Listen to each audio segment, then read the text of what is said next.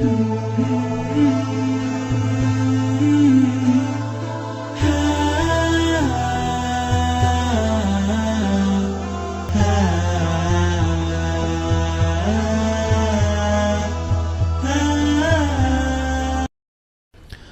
sekalian, apa yang kira-kira diharapkan bagi seorang mukmin mengalahkan surga?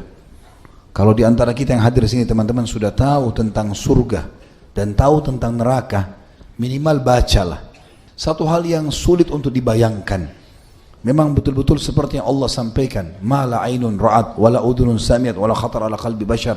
Sebagaimana Nabi SAW mengatakan penyampaian dari Tuhannya Allah, surga itu semuanya akan dilihat, tidak pernah mata lihat. Semua yang didengar tidak pernah telinga dengar. Dan semua yang ada di dalamnya sedikit pun, sekecil apapun.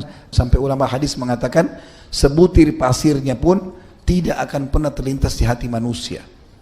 Sesuatu yang luar biasa. Tidak ada capek, nggak ada letih, nggak ada gangguan orang. Untuk masuk ke sana butuh upaya yang berat. Memaksakan diri tanda kutip dalam ibadah. Selalu berpegang teguh pada hal yang dibolehkan, selalu meninggalkan hal-hal yang dilarang. Dan semua orang mukmin merindukan surga. Tapi beda dengan Bilal, teman-teman sekalian radhiyallahu anhu. Surga yang rindu padanya. Dan ini disampaikan oleh Nabi sallallahu alaihi wasallam. Disebutkan di dalam sebuah riwayat, di dalam sebuah hadis yang diriwayatkan oleh At-Tabarani dalam kitab Al-Kabir dari Ibnu Mas'udin radhiyallahu anhu, dan juga Al-Bazzar meriwayatkan dari Bilal dan Abu Hurairah radhiyallahu anhum, dan disahihkan oleh Syekh Al-Albani dalam Sahihul Jami'. Disebutkan bahwasanya suatu hari Nabi SAW masuk ke rumah Bilal berkunjung, dan di sisinya ada sekantong kurma. Nabi SAW bertanya, "Apa ini wahai Bilal?" Maka Bilal menjawab, "Wahai Rasulullah, aku menyimpannya untuk anda dan untuk tamu-tamu anda. Katanya mau datang ke rumah saya, jadi saya simpankan." Maka beliau bersabda, "Apakah engkau tidak takut ia menjadi uap api neraka, hai Bilal? Infakkan saja, enggak usah tunggu saya. Kalau sudah niat sedekah keluarin, enggak usah tunggu saya. Wahai Bilal, infakkan dan jangan pernah takut miskin dari pemilik arsy." Hadis ini dari riwayat Tabarani. Yang dimaksud dengan hadis ini dihubungkan dengan hadis yang lain, sebagaimana diriwayatkan oleh Tirmidzi nomor 3798, kitab Al-Manaqib, dan Hakim menyebutkan nomor 137, dan disepakati oleh Az-Zahabi. Mendengar perintah Nabi SAW tadi, Bilal nggak pakai tunggu, berdiri disedekahkan ke orang lain. Lalu apa kata Nabi SAW setelah itu? Beliau lalu menyampaikan berita gembira kepada Bilal sambil berkata, "Ishtaqatil jannatu ila thalatha, Aliyin wa Ammarin wa Bilal." Sungguh surga itu merindukan 3 orang. Kita semua merindukan surga, ini surga yang rindu bertemu dengannya.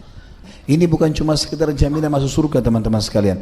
Artinya sampai surga sudah memohon kepada Allah, meminta 3 orang ini segera dimasukkan. Ini adalah Ali bin Abi Thalib, Ammar ibn Yasir, dan Bilal bin Rabah. Bisa dibayangkan bagaimana kalau surga sampai merindukannya. Kata penulis di sini, saya coba bacakan tulisannya, cukup bagus. Bagaimana kedua kaki Bilal radhiyallahu anhu bisa menopang tubuhnya setelah meraih berita gembira tersebut untuk berjalan di muka bumi di antara manusia. Belum lama dari ini, Bilal hanyalah seorang hamba sahaya Habasyah, tapi saat ini dia sudah menjadi orang terkenal di muka bumi, bahkan di langit, sampai-sampai surga pun merindukannya. Semua itu hanya karena keimanan dan ketakwaan kepada Allah. Banyak orang dari kalangan elit, para pemilik kedudukan, kekuasaan dan kekayaan tidak mendapatkan 1/10 dari kemuliaan abadi yang telah diraih oleh Bilal, seorang hamba sahaya Habasyah. Bahkan banyak pahlawan sejarah yang tidak meraih sebagian dari ketenaran sejarah yang telah diraih oleh Bilal. Kulitnya yang legam, nasab dan kedudukannya yang dianggap rendah, dan remehnya dia di mata manusia, layaknya seorang hamba sahaya tidak menghalanginya ketika dia masuk Islam sebagai agamanya untuk meraih kedudukan tinggi yang dengan kejujuran, keyakinan, kesucian dan keluruhannya membuatnya layak mendapatkannya. Nabi SAW juga menguatkan tentang janji surga ini dengan menyampaikan kepada Bilal langsung kalau mendengarkan trompa sendalnya di surga. Kita dengarkan riwayat yang menyebutkan masalah itu, dan hadis ini diriwayatkan oleh Ahmad nomor 360, Tirmidzi nomor 3689 dan Hakim nomor 285, serta Hakim mengatakan sahih sesuai syarat Bukhari Muslim, dan keduanya Bukhari Muslim tidak meriwayatkan tapi disepakati oleh Az-Zahabi dengan kesahihannya. Di sini dikatakan dari Buraidah radhiyallahu anhu, ia berkata, Nabi SAW memanggil Bilal di depan para sahabat. Beliau pun bersabda kepadanya, Ya Bilalu, bima sabaktani ilal jannah. Wahai Bilal, apa yang engkau lakukan sampai kau bisa dahului aku di surga? Inni dakhaltul jannatal barihah fasami'tu khashkhashtaka amami. Waktu saya semalam dimasukkan ke dalam surga, saya mendengar suara terompah sendalmu di depanku. Fa'ataitu ala qasrin min zahabin murabba'in. Lalu kemudian saya dibawa setelah itu ke sebuah istana yang sangat mewah, dan istana itu berbentuk persegi. Faqultu liman hadzal qasr. Lalu aku berkata kepada para malaikat, pemiliknya siapa istana ini? Qalu, mereka berkata, lirajulin min ummati Muhammad. Maka dijawab, ini adalah pemiliknya salah seorang dari umat Muhammad sallallahu alaihi wasallam. Qultu fa ana Muhammad. Maka saya pun mengatakan, saya Muhammad. Liman hadzal qasr? Siapa kira-kira akan dapatkan dari umatku? Qalu li rajulin minal Arab. Ini adalah pemiliknya salah seorang dari turunan Arab. Qultu ana Arabiyyun. Maka Nabi SAW mengatakan, saya juga turunan Arab. Liman hadzal qasr? Untuk siapa kira-kira istana ini? Qalu li rajulin min Quraisy. Para malaikat mengatakan seorang laki-laki dari Quraisy. Qultu fa ana Quraisyun. Saya juga dari suku Quraisy. Liman hadzal qasr? Untuk siapa istana yang mewah ini? Karena mewah sekali. Qalu li Umar bin Khattab. Untuk Umar bin Khattab. Faqala Bilal, ya Rasulullah, ma adzantu qattun illa sallaitu rak'atain. Maka Bilal pun mengatakan, ya Rasulullah, saya tidak pernah azan kecuali saya sholat 2 rakaat setelahnya. Dan kalaupun saya batal wudu, maka saya selalu wudu lagi lalu mengerjakan sholat. Rasulullah SAW bersabda, karena inilah kau mendahuluiku. Banyak ulama hadis merincikan masalah makna hadis ini. Yang pertama, bukan berarti Bilal lebih baik daripada Nabi SAW, karena tidak mungkin ada orang mengalahkan baginda Nabi SAW, mustahil itu.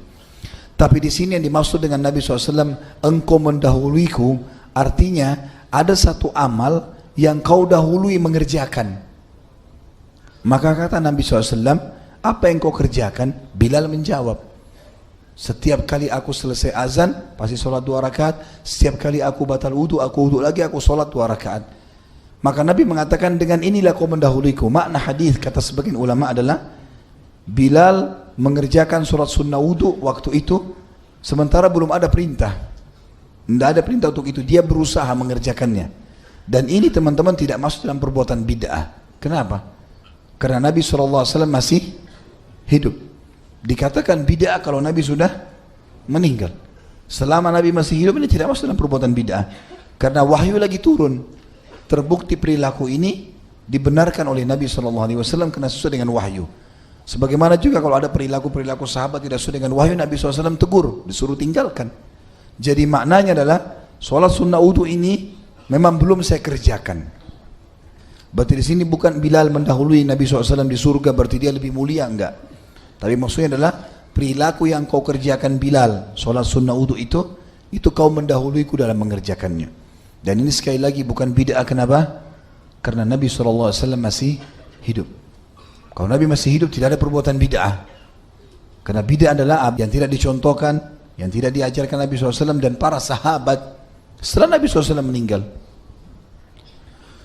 Riwayat yang lain diriwayatkan Imam Bukhari nomor 1149 dan Muslim nomor 2458. Abu Hurairah radhiyallahu anhu meriwayatkan bahwa Nabi SAW bersabda kepada Bilal pada saat sholat subuh. Selesai sholat subuh, Nabi SAW mengatakan di depan orang semua, Ya Bilalu, hadithni bi arja amalin amiltahu fil Islam. Wahai Bilal, beritahukan kepadaku amalan apa yang paling bisa diharapkan dalam Islam yang telah engkau amalkan, yang paling besar pahalanya menurut kamu. Sami'tu daffana 'alaika baina yadayya fil jannah, karena aku sempat diperdengarkan bunyi gerakan sepasang sandalmu di depanku di surga. Qal, maka Bilal berkata, ma amiltu amalan arjah indi min anni lam atatahhar tuhuran fi sa'atin min lailin aw naharin illa sallaitu bidzalika at-tahuri ma kutiba li an usalliya. Bilal menjawab, aku tidak mengamalkan satu amalan yang menurutku paling bisa diharapkan, bisa paling menyelamatkan aku, melebihi bahwa aku tidak bersuci di malam atau siang hari, maksudnya wudu. Kecuali dengan bersuci tersebut aku mengerjakan solat yang telah ditentukan bagiku untuk melakukan solat tersebut. Maksudnya adalah yang dimudahkan untukku untuk mengerjakan. Artinya beliau mengikuti selalu habis wudu solat 2 rakaat. Dan ini yang sudah umum disebutkan oleh para ulama tentang masalah sunnah wudu. Riwayat yang lain diriwayatkan Imam Bukhari nomor 3679 dan Imam Muslim 2457 dari Jabir bin Abdullah radhiyallahu anhu, ia berkata, Nabi SAW bersabda, ra'aituni dakhaltul jannata fa idza ana birrumaysa amraati abi Talha wa sami'tu khashfah fa qultu man hadha faqala hadha Bilal wa ra'aitu qasran bifinaihi jariyatun faqultu liman hadha li Umar fa'aradtu an adkhulaha fa'anzuru ilaihi fadhakartu gairatak faqala Umar bi abi wa ummi ya Rasulullah a'alaika aghar. Kata Nabi SAW, aku diperlihatkan dalam mimpi masuk ke dalam surga. Sebagian ulama mengatakan diperlihatkan nyata, walaupun mimpi, karena mimpi para nabi kenyataan, bukan seperti mimpi kita. Makanya salah satu mujizat Nabi adalah ru'yah, melihat mimpi. Aku masuk ke dalam surga, ternyata aku bertemu dengan Ar-Rumaysa, istri Abu Talha, dan aku mendengar bunyi gerakan sendal. Maka aku bertanya kepada malaikat, sendal siapa ini? Lalu malaikat menjawab, Bilal. Lalu aku melihat sebuah istana, di halamannya ada seorang gadis. Maka aku bertanya, milik siapa istana ini? Maka malaikat menjawab, milik Umar bin Khattab. Aku sempat ingin masuk melihat istana itu, tapi aku teringat kecemburuanmu wahai Umar. Umar bin Khattab lagi di depan Nabi SAW. Jadi Umar bin Khattab cemburunya sangat luar biasa. Jadi ini adalah istrinya dari bidadari. Nabi SAW mengatakan, saya takut kalau saya masuk lalu saya ingat cemburu wahai Umar, maka kau cemburu padaku. Maka kata Umar, ayah dan ibuku menjadi tebusan wahai Rasulullah. Maksudnya kau lebih mulia daripada ayah dan ibuku. Apakah pantas bagiku untuk cemburu kepadamu?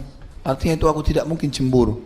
Tapi saksi bahasan kita adalah bagaimana Bilal di sini dipastikan terdengar suara telapak kakinya di surga. Artinya ada jaminan sudah masuk surga sementara orangnya masih hidup di dunia.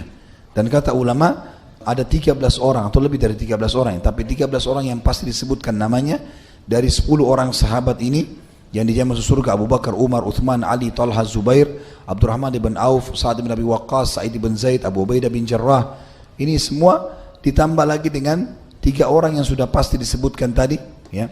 Ammar, kemudian juga Bilal, dan ditambah dengan Rumaysa.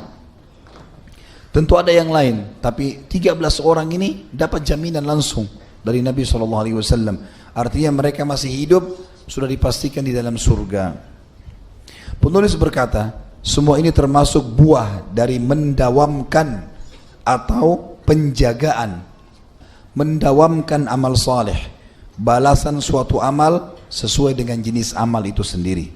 Ibnu Hajar mengatakan dalam Fathul Bari rahimahullah, Sahih Bukhari, karena Bilal berjalan di hadapan Nabi SAW untuk mengumandangkan azan, dia meraih yang sepadan dengannya di surga. Namun hal ini tidak berarti bahwa Bilal masuk surga mendahului Nabi SAW, karena Bilal adalah pengikut beliau.